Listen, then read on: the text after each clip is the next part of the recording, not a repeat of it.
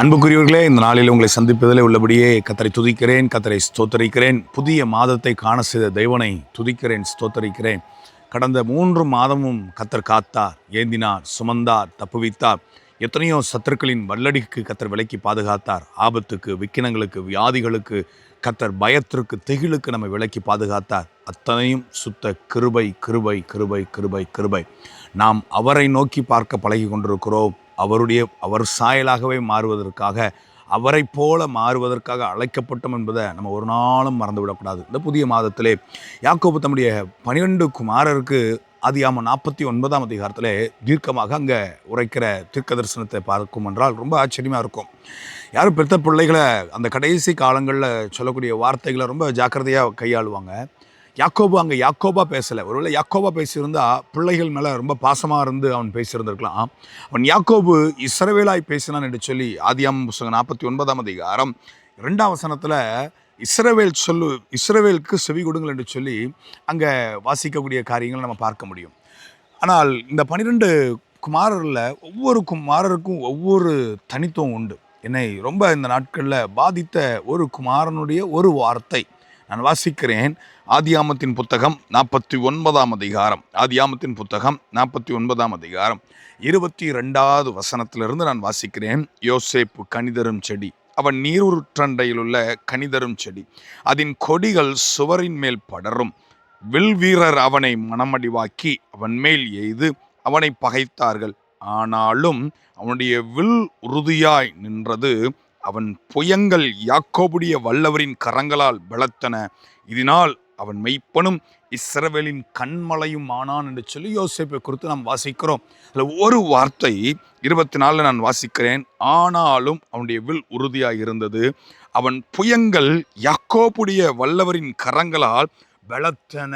கர்த்தருடைய கரத்தினால் பலத்திருந்தது அவனுடைய புயம் என்று சொல்லி யோசேப்பை குறித்து யாக்கோபு அங்கே தீர்க்க தரிசனமாக உரைக்கிறான். வேதத்திலே சங்கீதக்காரன் சொல்லுகிறான், என் சத்ரு என்னை மேற்கொள்ளாததினால் நீர் என் மேல் பிரியமாயிருக்கிறீர் என்பதை நான் அறிந்திருக்கிறேன் என்று சொல்லி அவன் சொல்லுகிறான். இங்கேயும் யோசேப்புக்கு ஒரு விதமான எத்தனையோ போராட்டங்கள் நமக்கு தெரியும். அத்தனை போராட்டங்கள்லையும் கர்த்தருடைய கரம் அவனுக்கு பலமாக வல்லமையாக இருந்தது என்று சொல்லி, கர்த்தருடைய கரத்தினால் பலப்பட்டான் என்று சொல்லி அந்த புருஷனை குறித்து நாம் வாசிக்கிறோம். யோசேப்பை குறித்து தொடர்ந்து அவனுக்கு இன்னொரு ஆசீர்வாதங்களை அங்கே கொடுக்கிறான். உன் தகப்பனுடைய தேவனாலே அப்படி ஆயிற்று, அவர் உனக்கு துணையாயிருப்பார்.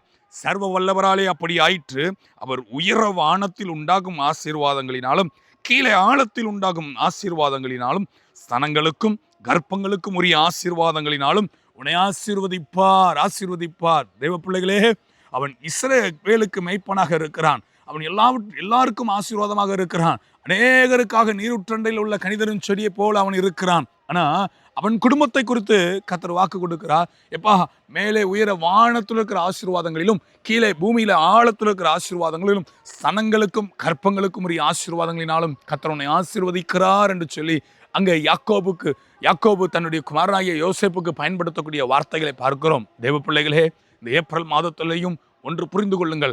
நாம் கனிதரும் செடியாயிருப்போம் என்றால், யோசேப்பு ஒரு நாளும் தன் தகப்பன் வீட்டை குறை சொல்லி எழுதினதாக வேதத்தில் எங்கும் எழுதப்படவில்லை.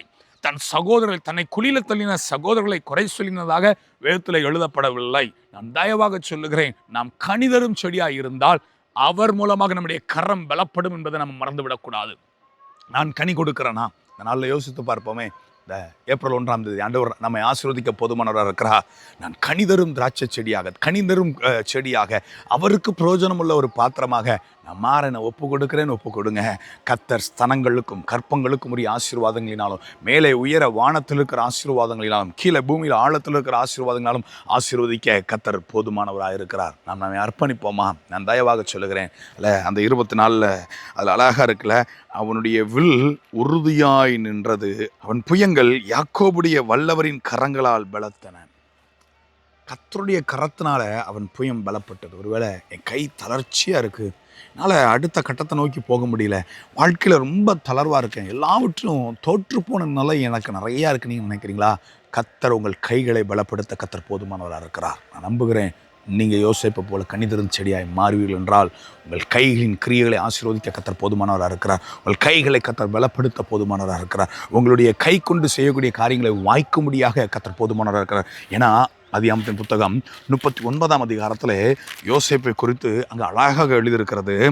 2ஆம் வசனம், 39ஆம் அதிகாரம் 2ஆம் வசனம். கர்த்தர் யோசேப்போடு இருந்தார், அவன் காரிய சித்தி உள்ளவனானான், அவன் எகிப்தினாகிய தன் எஜமானுடைய வீட்டில் இருந்தான். கர்த்தர் அவனோடு இருக்கிறார் என்றும் அவன் செய்கிற யாவையும் வாய்க்க பண்ணுகிறார் என்றும் அவன் எஜமான் கண்டு. கர்த்தர் உங்கள் கையை பலப்படுத்தினார் என்றால் செய்வதை வாய்க்கும்படியாக அவர் உதவி செய்வார். அது யார் பார்க்கும்படி? நீங்கள் வேலை செய்யக்கூடிய ஸ்தலம், அது அந்நிய தேசத்து எல்லை யோசேப்புக்கு. அந்த இடத்துல அவனுடைய எஜமான் பார்க்கிறான். ஒருவேளை நான் எங்கேயோ தூர இடத்துல இருந்து செய்தி கேட்கலாம், எப்படிப்பட்ட நிலையில் இருக்கலாம், என்னை சுற்றி சரியான மனிதர்கள் இல்லை, பாவம் நிறைந்த சூழல்கள் நினைக்கலாம். ஒன்று புரிந்து கொள்ளுங்கள், கர்த்தர் உங்கள் கையை பலப்படுத்துவார் என்றால் அந்நிய மனிதனுடைய நாவிலிருந்து சாட்சி பெறும்படியாக கர்த்தர் நமக்கு உதவி செய்வார். தேவ தயவு நமக்கு இருக்கும் என்றால் கையின் கிரியைகளை வாய்க்க செய்து காரிய சித்தி உள்ளவர்களாக மாற்றுகிறதற்கு ஆண்டவர் போதுமானவராக இருக்கிறார். இன்றைக்கு நாம் கேட்போமா, ஆண்டவரே நீர் என்னை ஆசீர்வதிக்க போதுமானவராக இருக்கிறீர், அதற்கு தகுதியுள்ள பாத்திரமாக என்னை மாற்றுங்கப்பா.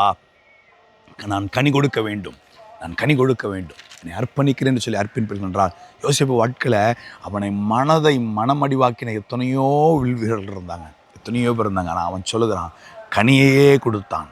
மனமடிவாக்கினவர்களுக்கு கனியை மாத்திரமே திருப்பி கொடுத்தான். நான் தயவாக சொல்லுகிறேன், உங்கள் மனசு இன்னைக்கு யாராவது இந்த 3 மாதங்களில் இல்லை கடந்த நாட்களில் காயப்படுத்தி இருக்கலாம். உங்களுடைய மனம் மடிவாக்கக்கூடிய செயல்கள் உங்கள் குடும்பத்திலே நடந்திருக்கலாம், உங்களுடைய வியாபார ஸ்தலத்தில் நடந்திருக்கலாம், உங்களுடைய ஊழியத்தில் நடந்திருக்கலாம். ஒன்று புரிந்து கொள்ளுங்கள், யாக்கோபின் வல்லவரின் கரத்தினால் அவனுடைய கரங்கள் பலப்பட்டது என்று சொல்லி, அவரால் அவனுடைய கரங்கள் பலப்பட்டது என்று சொல்லி வேதத்தில் வாசிக்கிறோம். அவர் நம்மை பலப்படுத்த போதுமானவராக இருக்கிறார். கண்களை முடிச்சு வைப்போமா? தகப்பனே, உண்மை நன்றியோடு கூட துதிக்கிறோம், உண்மை நாங்கள் ஸ்தோத்தரிக்கிறோம். இந்த புதிய மாதத்திற்காய் ஸ்தோத்திரம். ஆண்டவரே, மனதார துதிக்கிறோம் துதிக்கிறோம் துதிக்கிறோம் துதிக்கிறோம். கனி உள்ள ஒரு ஜீவிதம் இருக்கும்போது கர்த்தர் எங்கள் கரங்களை பலப்படுத்த போதுமானவராக இருக்கிறீர். ஆண்டவரே, எங்கள் கைகளை பலப்படுத்துங்க, உறுதிப்படுத்துங்க ராஜா. ஆண்டவரே ஸ்தோத்திரம், உங்கள் கரத்தில் அர்ப்பணிக்கிற ராஜா. கர்த்தர் எங்களோடு கூட இருந்து எங்களை நடத்துகிறத நாங்கள் எங்கள் நாட்களில் பார்க்க, குறிப்பாக இந்த மாதம் ஒரு அற்புதத்தை பார்க்க கர்த்தருடைய ஆவியானவர் எங்கள் கரங்களை பிடித்து எங்களை நடத்துங்க. ஆண்டவரே, எல்லா கனமும் மகிமையும் துதியும் புகழும் மக்கே செலுத்துகிறோம். மூலமாக எங்களுடைய கைகள் பலப்படட்டும், காரிய சித்தி உள்ளவர்களாக நிற்க கர்த்தர் உதவி செய்யுங்க ராஜா. கர்த்தர் கூட இருந்து நடத்துங்க. செய்வதெல்லாம் கர்த்தர் வாய்க்க பண்ணுகிறதுக்கு கர்த்தர் போதுமானவராக இருக்கிறீர். மற்றவர்களுடைய கண்களுக்கு ஆச்சரியப்படத்தக்க, மற்றவர்கள் ஆண்டவரே கர்த்தர் உனோடு இருக்கிறார் என்ற அந்த வார்த்தை சாட்சியை கேட்கத்தக்க கர்த்தர் எங்களுக்கு உதவி செய்யுங்க. கர்த்தர் மகிமையடைங்க. இயேசுவின் மூலம் பிதாவே, ஆமென் ஆமென் ஆமென்.